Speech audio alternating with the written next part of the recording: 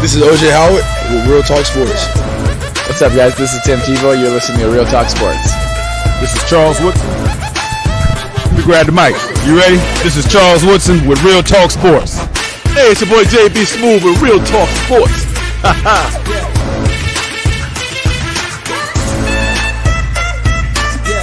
Did you know that Allen Vigil Ford in Morrow, Georgia also has Lincoln? Over 35 years of using the Vigil Touch to provide excellent customer service, works hand in hand with the Lincoln Motor Company to provide a luxurious and seamless way to acquire your next luxury vehicle.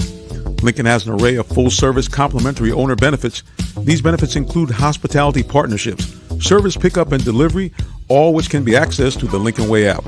You can even contact the 24/7 concierge to have someone assist you. Come and see our great inventory of new and pre-owned Lincolns today. Call 678-364-7345 to make an appointment with one of our brand champions or shop 24/7 online at allenvigillincoln.net. Good morning, everyone. Welcome to the Real Talk Sports Show. I'm your host, the Minister Jonathan Simmons.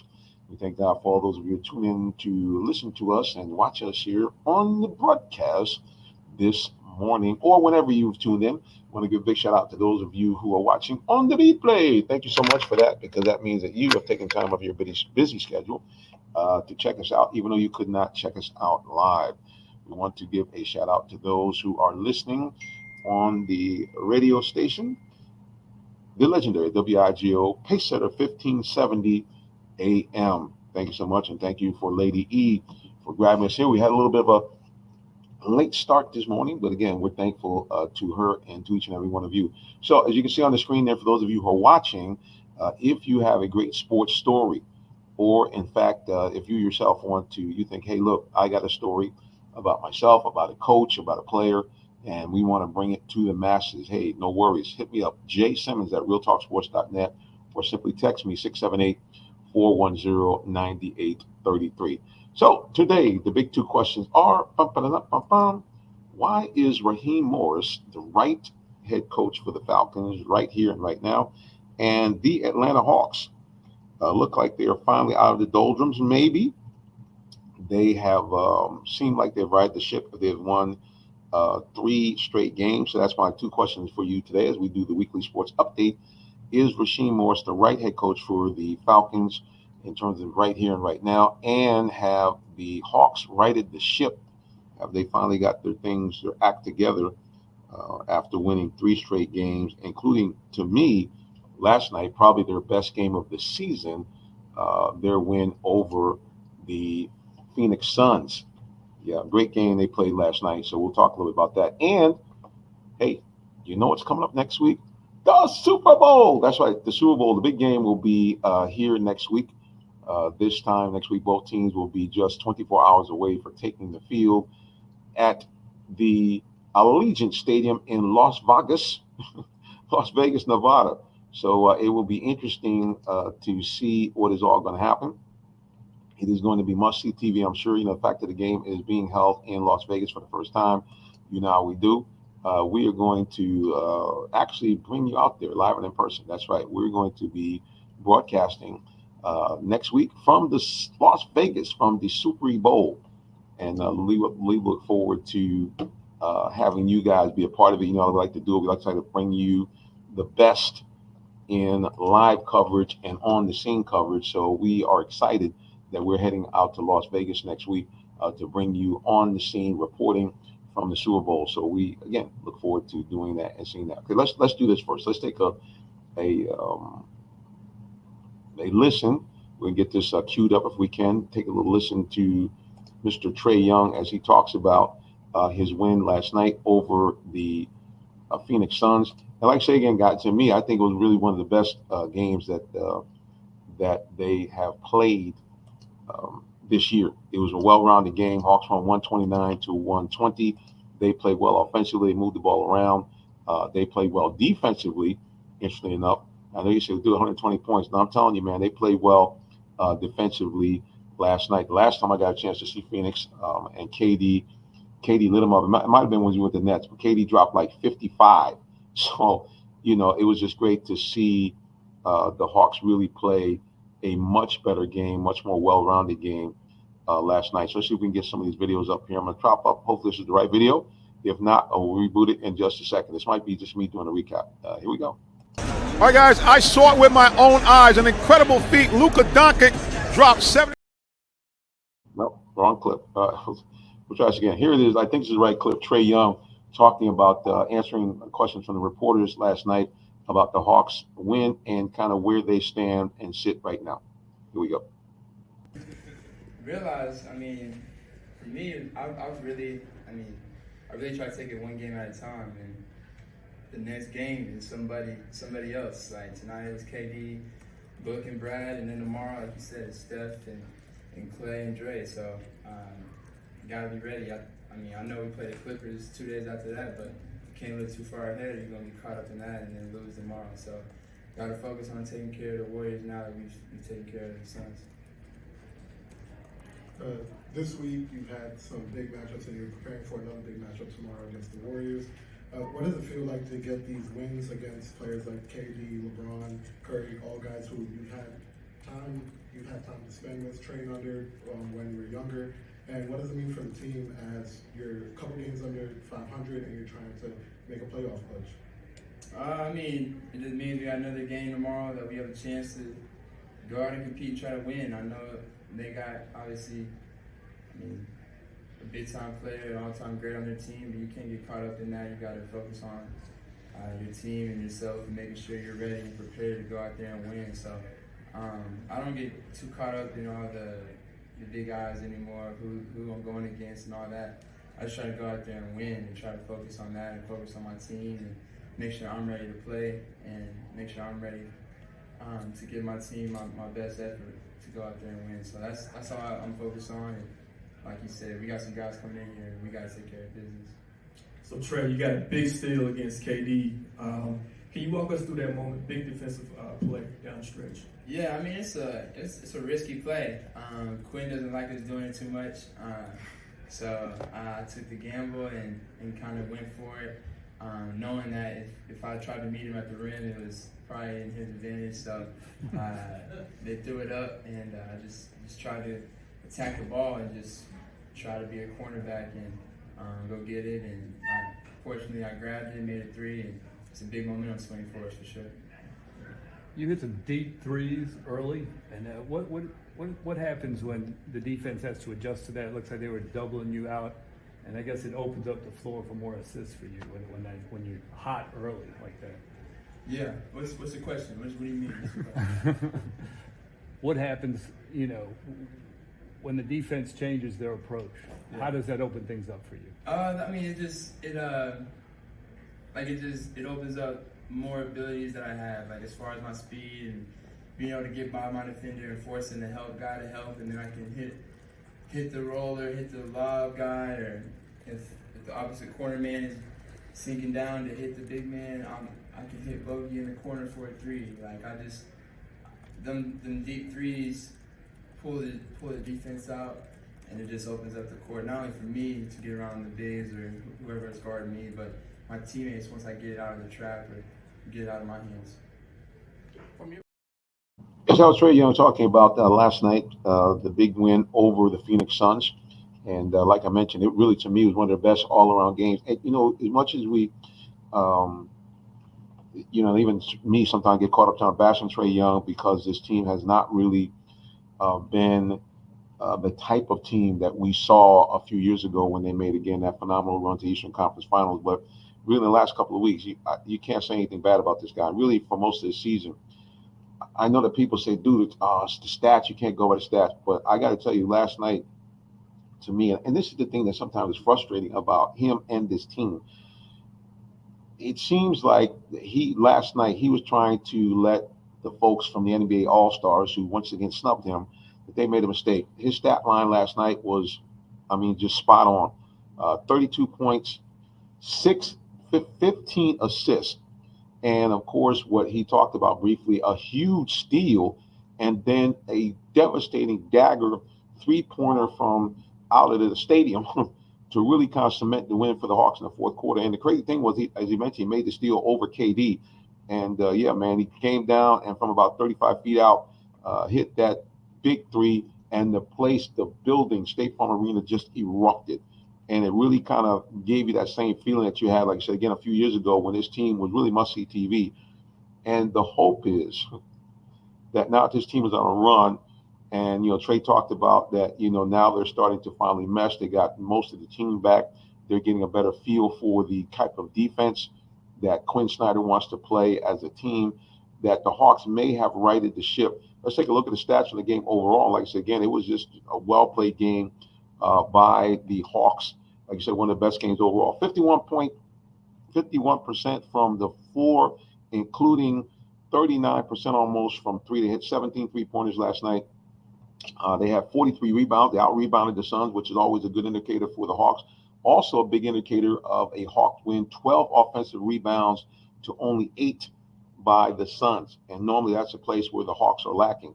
Another key, they only had 9 turnovers last night, and they had 7 steals. That's right, the Hawks had 7 steals. And listen to this, guys, virtually matched the Suns, 58 points in the paint. So, yeah, the Hawks, like I said, again, just a well-balanced game. Trae Young, as I mentioned, 32 points, 15 assists. Jalen Johnson, this is the guy, guys, that we have to keep our eye on. I think that he is the next big thing here in Atlanta. 16 points, 7 rebounds, 4 assists. But his plays are just these game changers. A couple of big-time dunks, some good defensive play out of him, recovering after being torched by Luka Doncic the other half of the tag team backcourt. DeJounte Murray, 22 points, 8 rebounds, 5 assists, and had a decent game against Devin Booker, kind of kept him in the area and not let him blow up. But another guy who was a big key to Hawks victories, Bogdan Bogdanovic, a.k.a. Bogey. When Bogey is clicking like he did last night, he was 4 of 7 from downtown, 23 points overall, and 5 assists and 4 rebounds. When Bogey is on, the Hawks are an almost unbeatable team, because what he does, he provides a lot of spacing.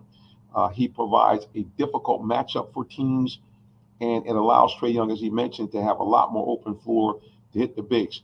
And finishing up, speaking of the bigs, Onyeka Okongwu, a very efficient 15 points in just 27 minutes last night, 7 rebounds, a couple of blocks. Clint Capella doing what he does, another double-double, 11 points, 10 rebounds. So the Hawks had a total of 6 players in double figures, and they got a big win, 129-120. On the Sun side of the ledger, of course, Kevin Durant, you expect him to do what he does. 35 points, 8 rebounds, 8 assists.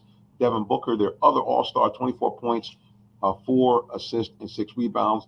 Bradley Beal, now operating more as a dish and swish man, 14 points and 10 assists to help the Suns stay in contention for a while. But again, the Hawks, kudos to them, notching 63 points in the second half. And really another big thing, they had a decent third quarter. The Hawks have been terrible in the third quarter.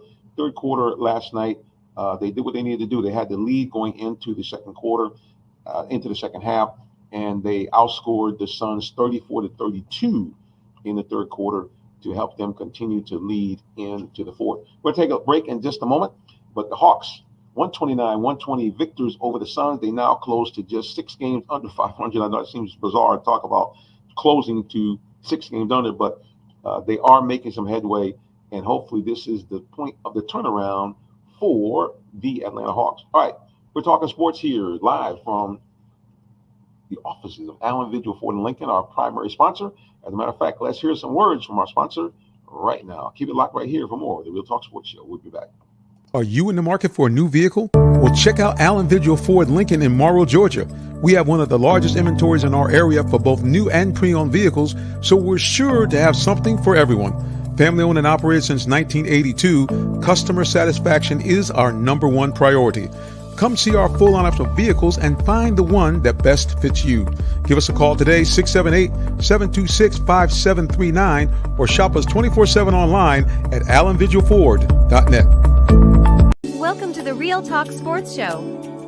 I'm Aria, the first AI presenter for Real Talk Sports. We want to get your feedback about my participations in the show, so please leave comments.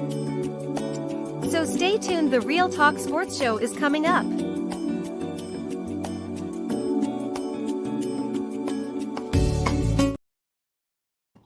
I kind of like that vibe of that comeback music. Again, you're listening or watching the Real Talk Sports Show. I'm your host, the Minister Jonathan Simmons, and we thank God for, again, all those of you who are watching us here on the Zip broadcast. I know some people kind of think, is this guy a real life minister? Yeah, I actually am.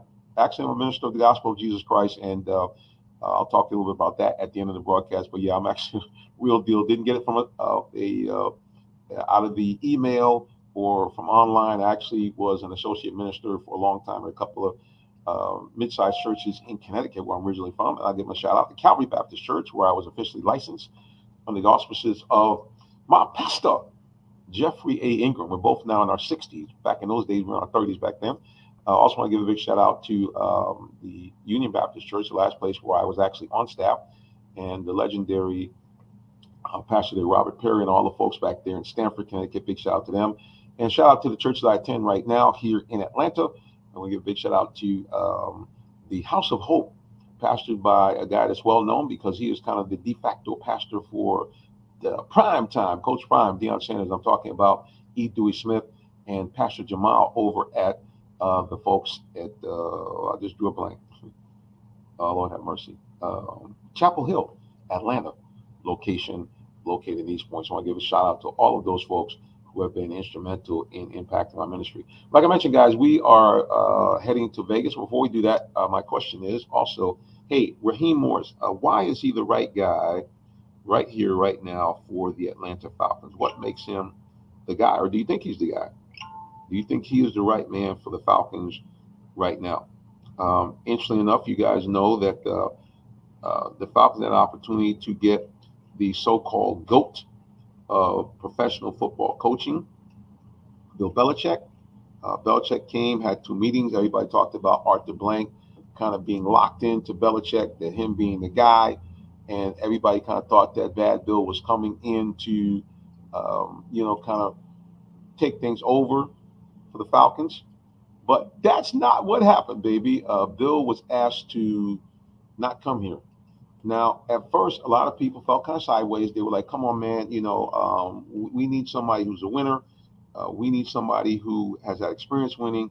Why don't we want to get Bill Belichick in here? People threw all kind of shade at Rich McKay, said this guy has been the reason why we've been losing. It just was really a lot of stuff going on here in Atlanta, a lot of angst by the fans, and rightfully so. This is a team that has not been to the playoffs since the 2018 season.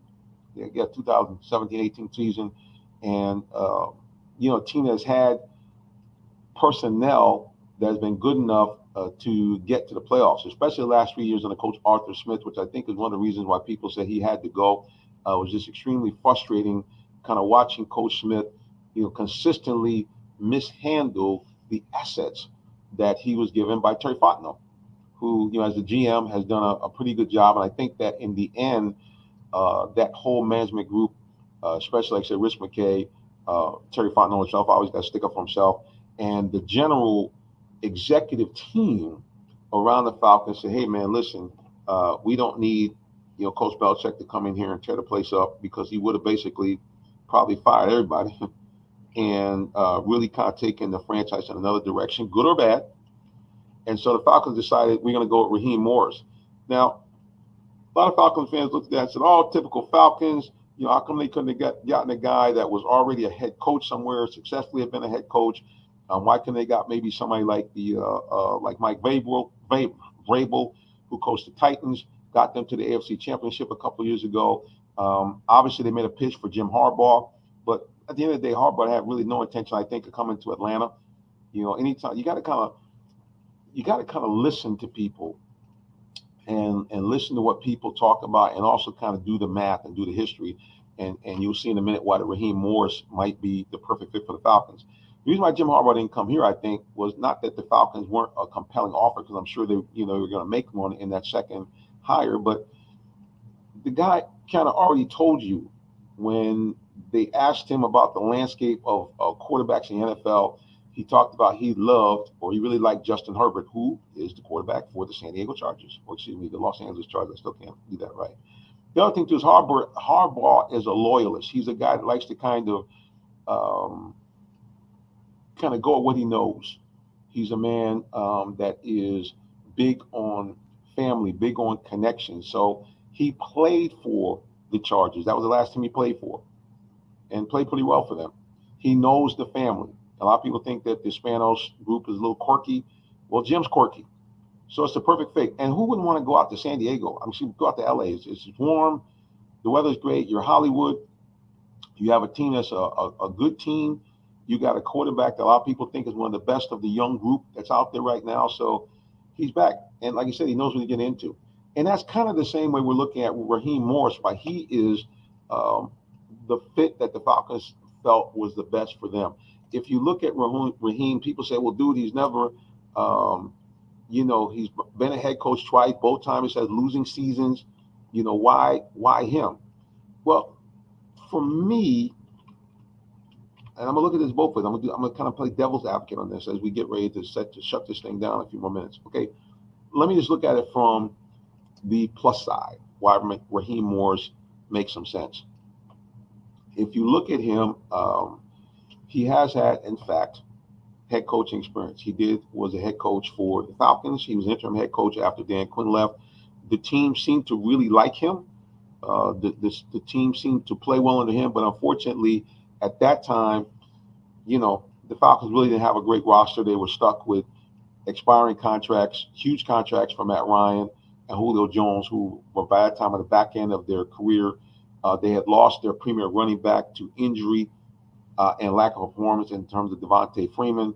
Falcons have always had struggles with their offensive line, so they didn't have that. And defensively, basically after that Super Bowl team, everything kind of went in the tank.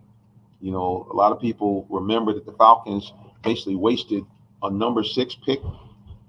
If you can remember, the young man out of Clemson, I'm kind of drawing a blank right now, but he led the NFL in sacks and then kind of just disappeared. Oh, Vic Beasley. I mean, a guy that had all the measurables, 6'3", almost 6'4", 235 pounds, blazing speed, quick. But after that really one dynamic year, he kind of fell in the tank. I think the guy really didn't want to play football. And then to make matters worse, they drafted Tack McKinley over T.J. Watt, a guy that was a big favorite because he kind of cussed at the draft and talked about how he's going to do stuff for I think it was his mom or grandmom. The guy was terrible, constantly injured, and he was out of there. So he really didn't have much to work with. And then the first time he was a head coach at Tampa Bay, the guy was 32 years old, and Tampa Bay kind of had an empty cupboard too.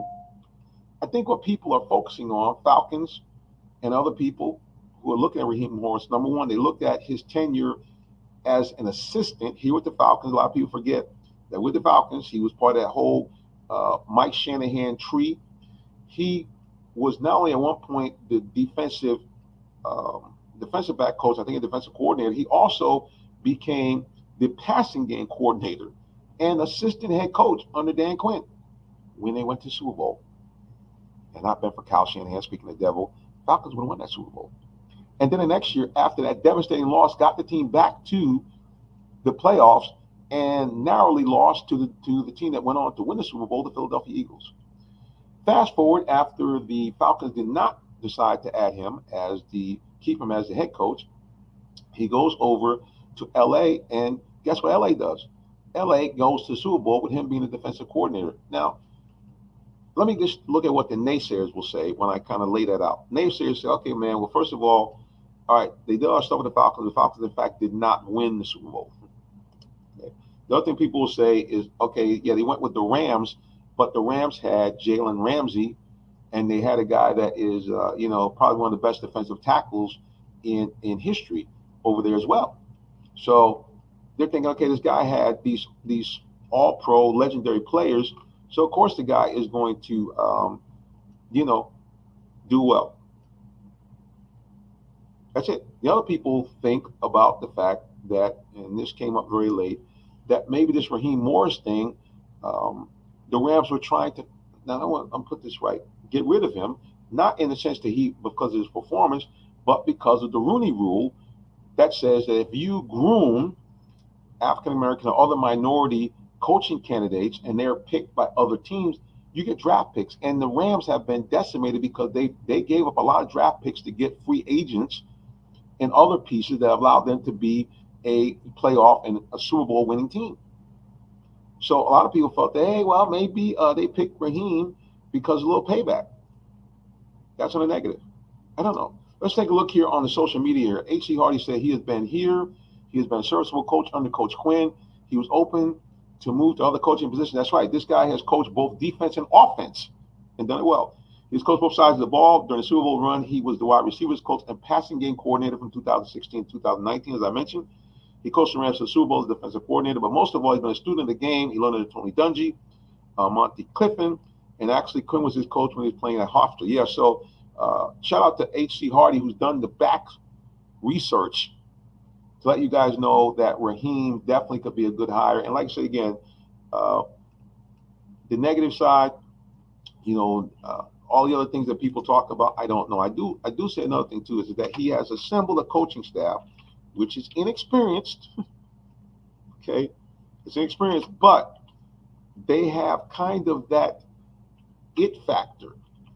They have that. A lot of these guys are connected to the quote unquote Shanahan tree.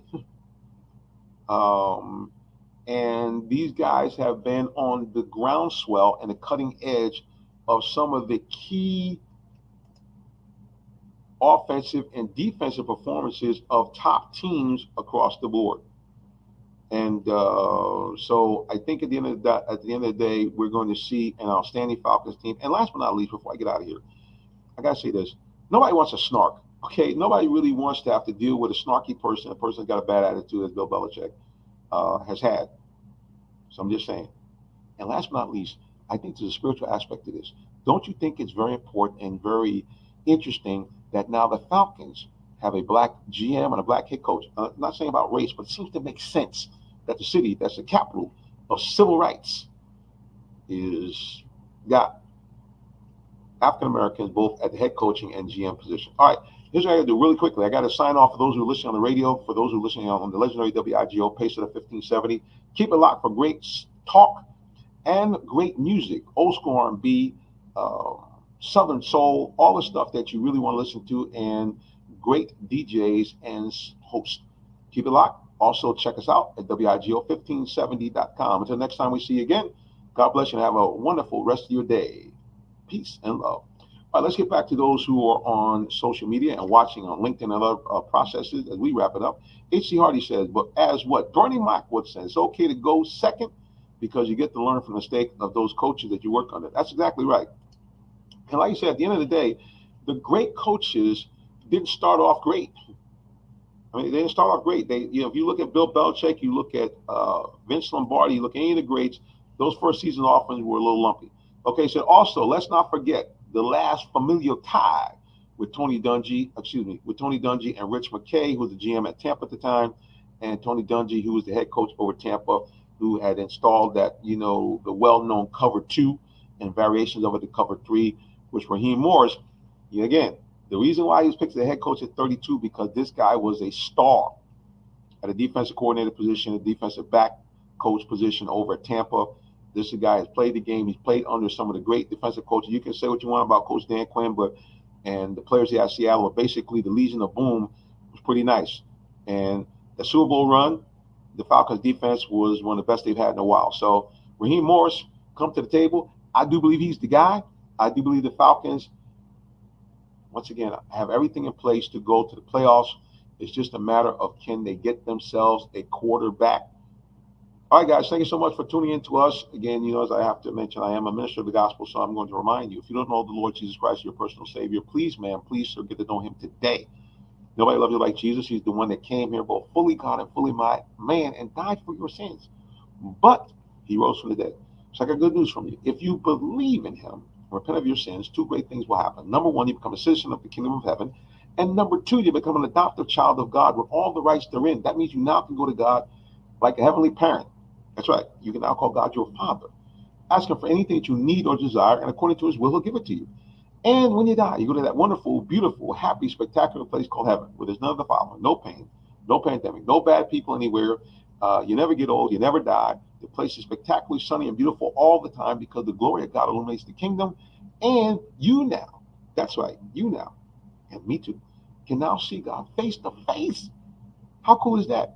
Mighty Yahshua HaMashiach, Jesus Christ, face to face. All the legendary people in the Bible will be right there in the middle of it with all the other people of love. And you avoid that nasty place called hell, where all the things I just mentioned that are going to be in heaven won't be in hell. It's just the opposite. Imagine now you got to spend your rest of your uncountable days with the devil, all the demons of hell, all the terrible people, dictators, horrendous people, killers from this world. It's dark, it's dreary, it's going to be painful and fiery. And most of all, you'll be cut off from all the people of love and God himself forever and a day. Whew, I don't know about you, but like option number one instead of option number two. Okay, remember, guys, if you want to contact us, here's how you do it. Hit me up, jsimmons@realtalksports.net. Give me a call, 678-410-9833. I will have some advertising slots open for my Super Bowl coverage. It's not too late. We have a flash sale going on. Please, if you want to actually get your ad as part of our Super Bowl coverage, hit me up, jsimmons@realtalksports.net, or simply give me a call, 678-410-9833. Remember, follow us anywhere on social media at Real Talk Sports, the number 7. We would love to have you join us. And please go to our YouTube page. Follow us. Please follow us on YouTube and subscribe, I should say, on YouTube. Hit the little magic bell, and you'll be able to find out when we're on next. All right, before we get out of here, we'll go back to social media one more time. Our man, Sullivan, Sully's in the building. He said, "Oh, shucky ducky, he's back." And he said, "Yeah, that's right, baby. Call me." I'm talking about calling me. Yeah, 678-410-9833. Like I said, again, we got a shot here to squeeze you in. Our Super Bowl coverage effectively starts on Tuesday. We do have some very, very reasonable advertising rates. We can drop your ad in as part of our Super Bowl coverage. What we're going to be covering is a bunch of things. Number one, we'll be covering something kind of cool here. I'm going to see if I can get a clip of this up here. The NFL Wives have an association. They do a fashion show. So for those of you clothiers, you folks that want to get the word out in front of those lovely ladies and their husbands, they got some cash to spend. Matter of fact, let's take a quick little clip before we go off the air here and listen to one of the lovely wives talk about their organization. All right, guys, we are at the NFL Players' Wives Fashion Show, and this young lady, as you can see with her beautiful outfit, worked the carpet. She's going to introduce herself to you right now. Hi, I'm Tamiko McKenzie, and I'm a proud board member of Off the Field NFL Wives Association. And today we just had a wonderful, fabulous 22nd annual fashion show, and it was a great success. Happy to be here in Phoenix at the Scottsdale Mall. Thank you. Yes, Rosin played in the league for a while. So again, like you said, if you want to get your clothing out there, we'll wear some stuff for you and do that. Or in fact, we also get a chance to do the they have a prayer breakfast every year, and this young man, one of the hardest hitters in the NFL, was there, and you can sponsor this event as well. This is Patrick Willis, and this is Real Talk Sports. Yeah, so guys, again, hit me up. Again, it's jsimmons@realtalksports.net. Shoot me an email, text me, or call me, 678-410-9833, so you can be a part of our Super Bowl coverage. Great stuff. I can't believe it. We're heading to Vegas, baby. All right, until next time we get back together again, you know how we do it. God bless you and have a wonderful rest of your day or evening, whichever may apply. So long, and God bless.